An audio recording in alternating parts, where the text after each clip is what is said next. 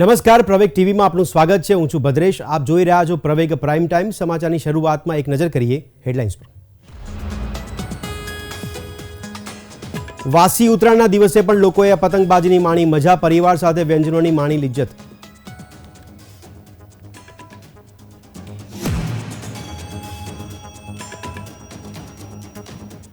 ગાંધીનગરના દહેગામમાં થયેલા મોત મામલે કોંગ્રેસના નેતાઓએ લીધી પીડિત પરિવારોની મુલાકાત। પરિવારને કોંગ્રેસે કરી આર્થિક સહાય।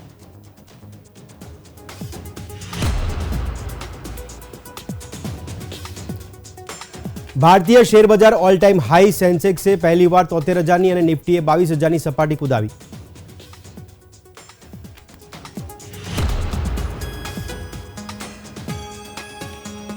પોતાના જન્મદિવસે માયાવતીની મોટી જાહેરાત। કહ્યું, બીએસપી એકલા હાથે લડશે લોકસભા ચૂંટણી, કોઈ પાર્ટી સાથે નહીં કરે ગઠબંધન।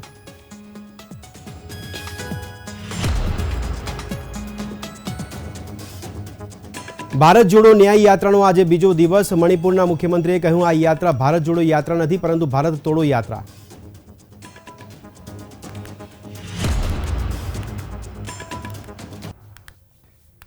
અને હવે સમાચાર જોઈએ વિગતવાર। મુખ્યમંત્રી ભૂપેન્દ્ર પટેલની ઉપસ્થિતિમાં ગાંધીનગર ખાતે રાષ્ટ્રીય રક્ષા યુનિવર્સિટીના નેશનલ પોલીસ પ્રોજેક્ટનું ઉદ્ઘાટન કરવામાં આવ્યું હતું। આ પ્રસંગે તેમણે જણાવ્યું હતું કે આ પ્રોજેક્ટ દેશની સુરક્ષા માટે પરિણામલક્ષી સાબિત થશે। कि अमित भाई शाह के नेतृत्व में हमें नई सुरक्षा परियोजनाओं और पहल मिलती रहेगी। नेशनल बॉम्ब डेटा सेंटर का national ID data management system भी आज लॉन्च किया गया है। कॉम्प्रेसिव डेटाबेस तैयार होने से online data collection, data analysis और रियल टाइम डेटा शेयरिंग करना संभव होगा। इन प्रोजेक्ट का लाभ भारत सरकार सहित सभी राज्यों की सुरक्षा एजेंसियों को भी मिलना है। आदरणीय अमित भाई के नेतृत्व में केंद्रीय गृह विभाग देश के सिक्योरिटी एपार्ट सेटअप को फ्यूचर रेडी बनाने और सभी चुनौतियों का सामना करने के लिए सज्ज कर रहा है। मुझे विश्वास है कि हम प्रधानमंत्री श्री नरेंद्र भाई मोदी जी के नेतृत्व में एक साथ मिलकर विकसित भारत और सुरक्षित भारत के सभी लक्ष्य को हासिल करेंगे। इस विश्वास के साथ मैं अपनी वाणी को विराम देता हूं। भारत माता की जय, वंदे मातरम, जय जय गरवी गुजरात।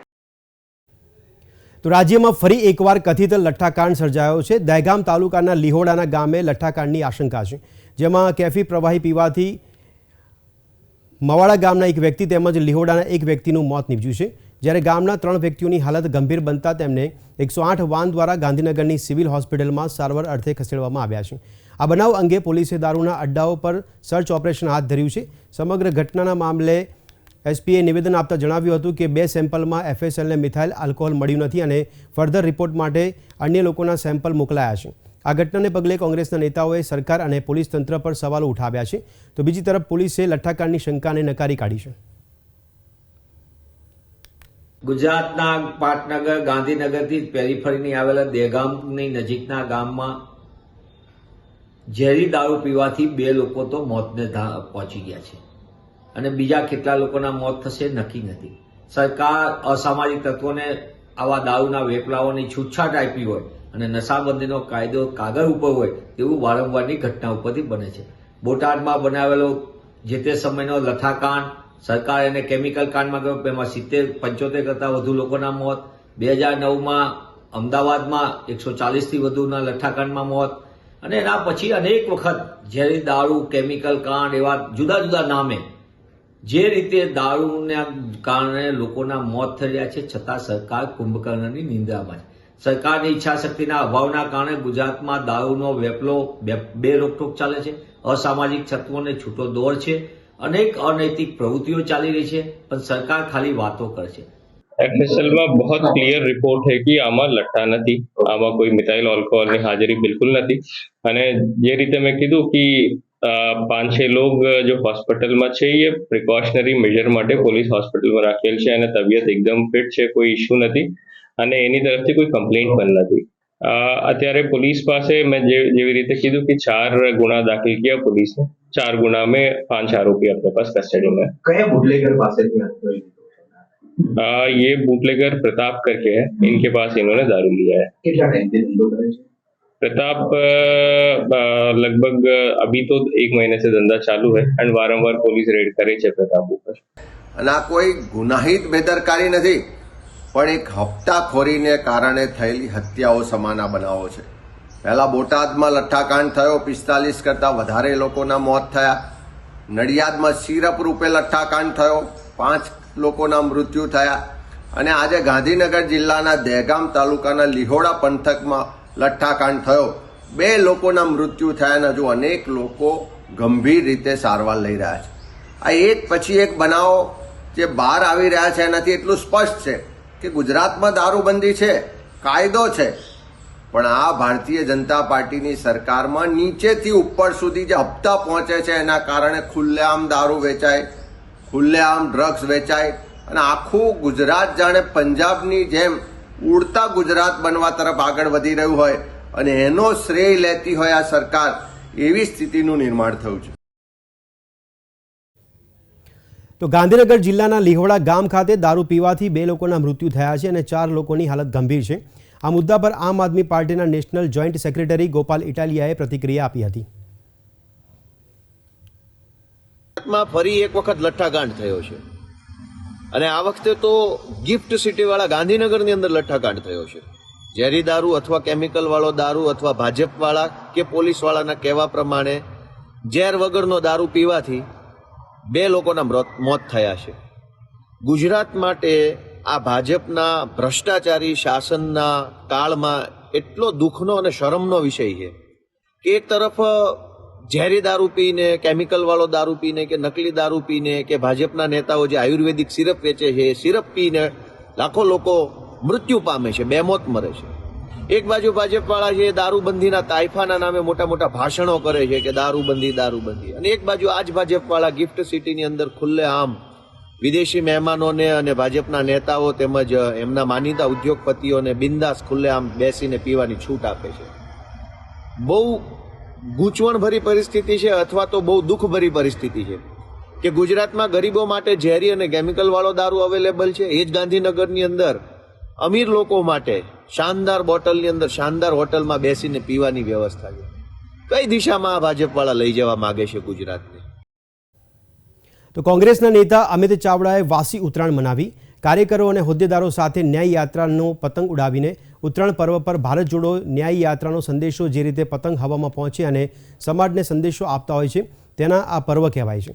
આ દેશમાં નફરત છોડો ભારત જોડોનો નારો રાહુલ ગાંધીએ આપ્યો.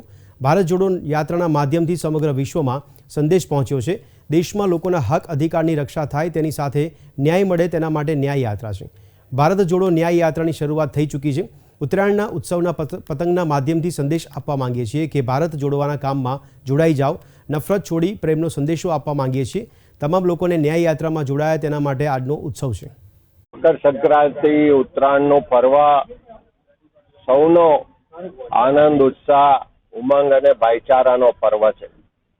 જે રીતે પતંગ હવામાં ઉપર સુધી પહોંચે અને આખા સમાજને એક સંદેશો આપતા હોય છે, એ જ રીતે આ દેશમાં નફરત છોડો ભારત જોડોનો નારો રાહુલજીના નેતૃત્વમાં જે કન્યાકુમારીથી કાશ્મીર સુધી 4000 કિલોમીટરની પદયાત્રા યોજાઈ, એના માધ્યમથી નહીં ખાલી ભારત દેશમાં પણ આખા વિશ્વમાં એ સંદેશ ગયો.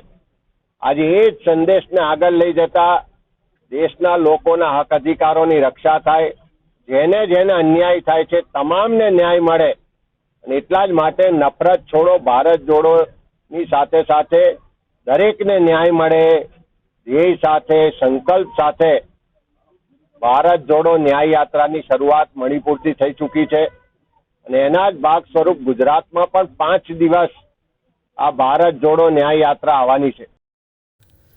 તો ઉત્તરાયણનો તહેવાર સમગ્ર વિશ્વમાં પ્રસિદ્ધ છે અને એમાં પણ અમદાવાદની પોળોમાં દેશ વિદેશથી લોકો ઉત્તરાયણ ઉજવવા માટે આવતા હોય છે. શહેરના કોટ વિસ્તારમાં ઉત્તરાયણ ઉજવવાનો ટ્રેન્ડ ઘણા વર્ષોથી જોવા મળી રહ્યો છે. એ લપેટ કાપ્યો જ છે તેના અવાજોથી કોટ વિસ્તારની પોળોમાં ઉત્તરાયણ માણવાની મજા કંઈક અનોખી છે. વહેલી સવારથી આખા દિવસ દરમિયાન આકાશ પતંગોથી રંગાયેલું જોવા મળ્યું હતું. વાસી ઉત્તરાયણની ઉજવણી ગુજરાતભરમાં ચાલી રહી છે ત્યારે આજે સૌથી વધુ જે પતંગો છે રંગબેરંગી તે આકાશમાં ચકાવી રહ્યા છે. મહત્વનું છે કે ગઈકાલે ક્યાંક ને ક્યાંક પવન જોવા નહોતો મળ્યો, પરંતુ આજે સૌથી વધુ પવન જોવા મળી રહ્યા છે. ત્યારે તમામ પતંગ રસિકો હાલ વાસી ઉત્તરાયણની ઉજવણી કરી રહ્યા છે. આકાશમાં પણ જાણે રંગબેરંગી પતંગોનું યુદ્ધ ચાલી રહ્યું છે. આખું આકાશ જાણે પતંગોથી ઘેરા જોવા મળી રહ્યું છે. કાપ્યો છે અને લપેટ જેવા નારાઓ સાથે તમામ અમદાવાદના જે ધાબાઓ છે તેમાં અવાજો સાંભળવામાં આવી રહ્યા છે. સાથે સાથે લોકો પતંગની એટલે ચકાવી વાસી ઉત્તરાયણની ઉજવણી કરી રહ્યા છે. આપણી સાથે કેટલાક લોકો છે, પતંગ રસિકો છે, તેમની સાથે વાત કરીશું. આપનું નામ? મારું નામ જિગ્નેશભાઈ રામી. જિગ્નેશભાઈ, શું કહેશો? વાસી ઉત્તરાયણ ગઈકાલ કરતાં આજે પવન વધારે જોવા મળ્યો છે. કેવો માહોલ છે આજે? કેટલો ઉત્સાહ છે? ઉત્તરાયણનો બીજો દિવસ એટલે વાસી ઉત્તરાયણ કહેવાય. અને અમદાવાદમાં પતંગ રસિયાઓ આ બીજા દિવસે બી એટલી જ રીતે માણતા હોય કે જે દિવસે ઉત્તરાયણ દિવસે કુદરતી આજે પવન પુષ્કળ છે. છોકરાઓને અને લોકોને મજા બી આવશે. લોકો બહારથી આ એન્જોય કરવા આવ્યા છે, બધાને બહુ મજા આવશે. બિલકુલથી ખાસ કરીને સિટી વિસ્તારની અમદાવાદની ઉત્તરાયણ, રાયપુર હોય, ખાડિયા હોય, તેની ઉત્તરાયણની તો વાત જ કંઈક અલગ છે. ત્યારે શું કહેશો? ખાડિયા વિસ્તાર છે, આ કેવો માહોલ છે? દર વર્ષે કેવો હોય છે? આ વર્ષે કેવો માહોલ જોવા મળ્યો છે? દર વર્ષે સારામાં સારો માહોલ બનતો જાય. તમે ચારે બાજુ જોશો, દરેક ટેરેસ ભરેલા છે. લોકો બહારથી સ્પેશિયલ રેન્ટ લઈને બી આ ઉત્તરાયણ મનાવવા આવતા હોય એ લોકો. બિલકુલથી આપણી સાથે અન્ય પણ લોકો છે. આપનું નામ? આપનું નામ? રાજુભાઈ વ્યાસ. રાજુભાઈ, શું કહેશો? રાયપુર વિસ્તારમાં કેટલા લોકો આવતા હોય છે બહારથી અહીંયા ઉત્તરાયણ કરવા માટે? બહારથી ઉત્તરાયણ કરવા માટે કે આજે ગમે તેટલા ડેવલપ થાય અમદાવાદ વિસ્તાર, પરંતુ સિટી વિસ્તારની જે ઉત્તરાયણની રોનક છે એવી રોનક આજે અમદાવાદના કોઈ વિસ્તારમાં જોવા મળતી નથી. જે ફોરેનથી બી લોકો દર વર્ષે હજારો લોકો અહીંયા આવે છે અને સિટી વિસ્તારમાં જ ઉત્તરાયણ મનાવે છે. પાર્કિંગની વ્યવસ્થા એક બિલકુલ નથી હોતી, છતાં પણ અહીંનો માહોલ એવો છે કે બધું વિદેશી કલ્ચર ભૂલી અને ભારતના કલ્ચરમાં રંગાઈ અને ઉત્તરાયણની મજા માણે છે. બિલકુલથી આપણી સાથે અન્ય પણ લોકો છે, તેમની સાથે પણ આપણે વાત કરવાનો ટ્રાય કરીશું. આપનું નામ?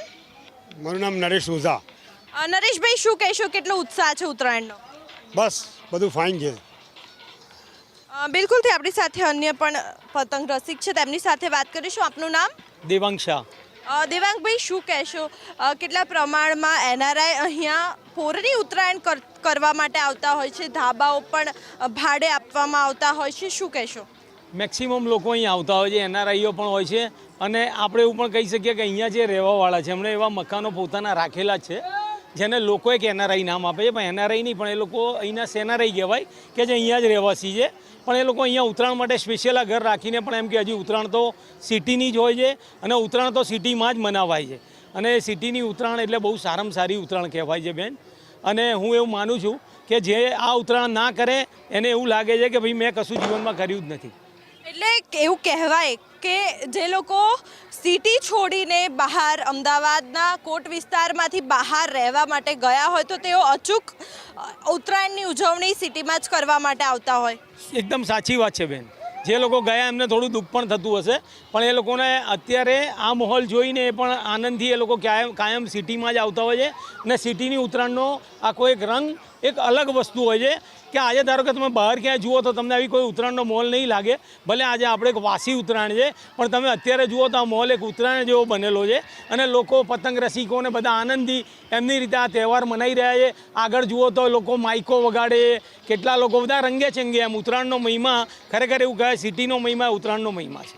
બિલકુલથી કેમેરામેન શૈલેષને જણાવીશ કે વિઝ્યુઅલ બતાવે. હાલ રાયપુર ખાડિયા વિસ્તારની આ ઉત્તરાયણ છે તેના વિઝ્યુઅલ પણ આપ જોઈ રહ્યા છો હાલ કે જે રીતે ઉત્તરાયણની ઉજવણી ચાલી રહી છે. આકાશમાં ક્યાંક ને ક્યાંક રંગબેરંગી પતંગો હોય કે ફુગ્ગા હોય તે જોવા મળી રહ્યા છે. સાથે સાથે તમામ ધાબા પર ડીજેના તાલે લોકો ઠુમકા લગાવતા પણ જોવા મળી રહ્યા છે.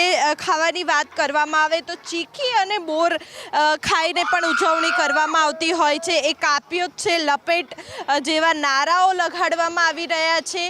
રાયપુર વિસ્તારના ઉત્તરાયણની વાત જ કંઈક અલગ જોવા મળી રહ્યા છે. અહીંયા તમામ ધાબાઓ પર તમામ પતંગ રસિકો જે છે તે ઉત્તરાયણની ઉજવણી કરવા માટે જોવા મળી રહ્યા છે. મહત્વનું છે કે અમદાવાદની અને એમાં પણ રાયપુર ખાડિયા વિસ્તારની ઉત્તરાયણની ઉજવણી વિશ્વભરમાં પ્રખ્યાત છે. ત્યારે કેટલાક NRI લોકોએ પણ અહીંયા ભાડે ધાબા રાખીને ઉત્તરાયણની ઉજવણી કરી રહ્યા છે અને રાયપુર અને ખાડિયા વાસીઓ પણ અહીંયા ભારે ઉત્સાહ સાથે પતંગ ચકાવીને ઉત્તરાયણની ઉજવણી કરી રહ્યા છે. કેમેરામેન શૈલેષ ચાવડા સાથે માનસી પટેલ, પ્રવેગ ટીવી, અમદાવાદ. તો સેન્સેક્સ અને નિફ્ટીએ સપ્તાહનો બ્લોકબસ્ટર શરૂઆત કરી હતી. સેન્સેક્સે પ્રથમ વખત 73,000 અને નિફ્ટીએ 22,000ની સપાટીને પહેલીવાર કૂદાવી હતી. ટેકનોલોજી શેરોમાં ખરીદીને કારણે આજે ફરીથી દલાલ સ્ટ્રીટ પર સૂચકાંકો ઉચકાયા હતા. બેન્ચમાર્ક સૂચકાંકોએ પણ ઐતિહાસિક સપાટી પાર કરી હતી. વિપ્રો HCLની આગેકૂચના પગલે શેરોમાં તેજીનો માહોલ સર્જાયો હતો.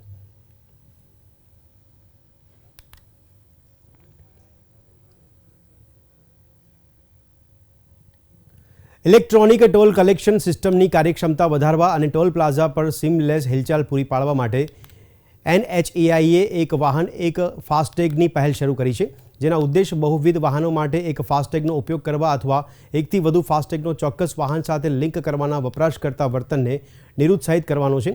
NHAIએ ફાસ્ટેગ વપરાશકર્તાઓને માર્ગદર્શિકા અનુસાર અપડેટ કરીને તેમના નવીનતમ ફાસ્ટેગની KYC પ્રક્રિયા પૂર્ણ કરવા માટે પણ પ્રોત્સાહિત કરી રહ્યું છે.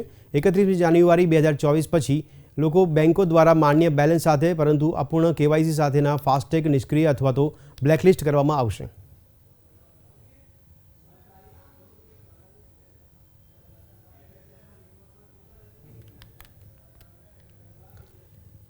કોંગ્રેસ નેતા રાહુલ ગાંધીની ભારત જોડો ન્યાય યાત્રાનો આજે બીજો દિવસ છે. આજે કોંગ્રેસની યાત્રા મણિપુરના સેનાપતિ અને કાંગપેકરપીથી સુધી જિલ્લામાં પહોંચશે. ત્યારે મણિપુરમાં એક દિવસની ડ્રાઈવ બાદ આ યાત્રા નાગાલેન્ડમાં પ્રવેશ કરશે. આપને જણાવીએ કે કોંગ્રેસ સાંસદ રાહુલ ગાંધીએ 14મી જાન્યુઆરીએ મણિપુરના થોબલથી ભારત જોડો ન્યાય યાત્રાની શરૂઆત કરી હતી. ભારત જોડો ન્યાય યાત્રા 15 રાજ્યોના 100 લોકસભા મત વિસ્તારોમાંથી પસાર થશે.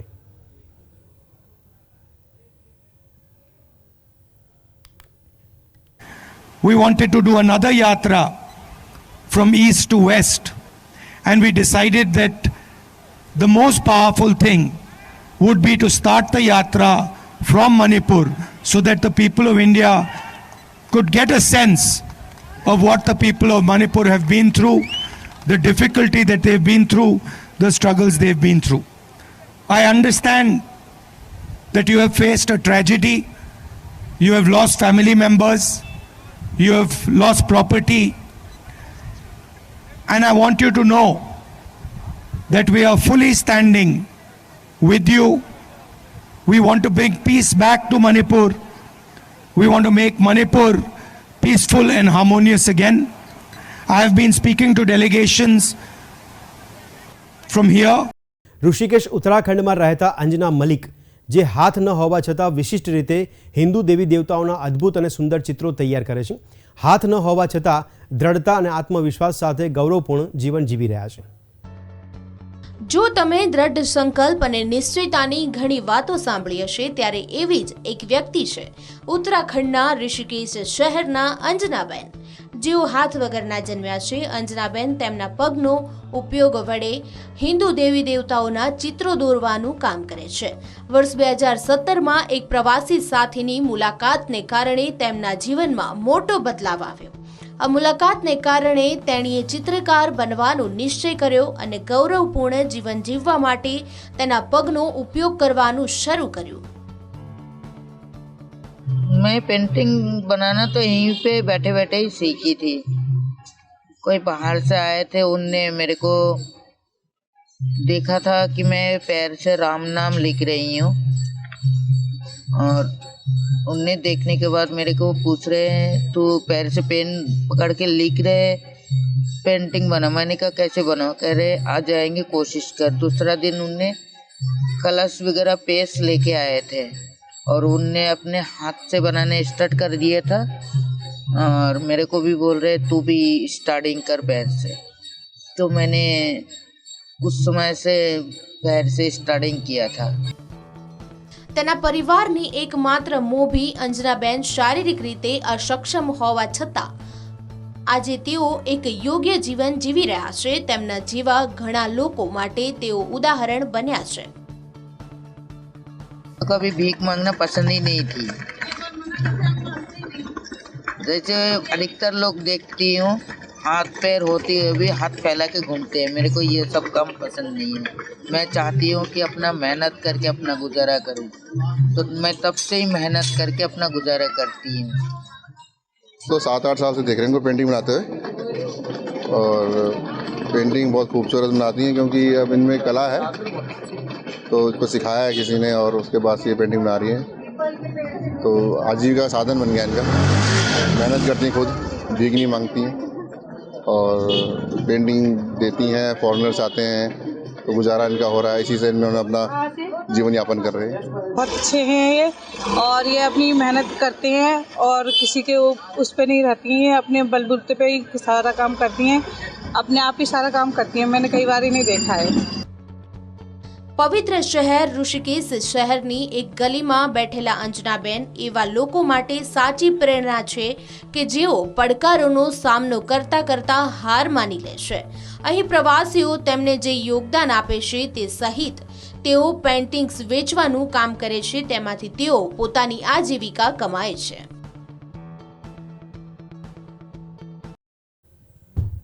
ભાજપ અધ્યક્ષ જેપી નડ્ડાએ નવી દિલ્હીમાં લોકસભાની ચૂંટણી માટે પાર્ટીના વોલ રાઇટિંગ અભિયાનની શરૂઆત કરી। આ અભિયાન અંતર્ગત ફિર એક બાર મોદી સરકારના નારાની ઉપર ચૂંટણી પ્રતીક કમળનું ચિત્ર દોરવામાં આવ્યું હતું। નડ્ડાએ પ્રચાર દરમિયાન ભારતીય જનતા પાર્ટી માટે ઐતિહાસિક જીત સુનિશ્ચિત કરવા અને નરેન્દ્ર મોદીને સતત ત્રીજી મુદત માટે વડાપ્રધાન બનાવવાની અપીલ કરી। તો આ હતા અત્યાર સુધીના સમાચાર। વધુ સમાચાર સાથે ફરી મળીશું, ત્યાં સુધી આપ જોતા રહો પ્રવેગ ટીવી। નમસ્કાર।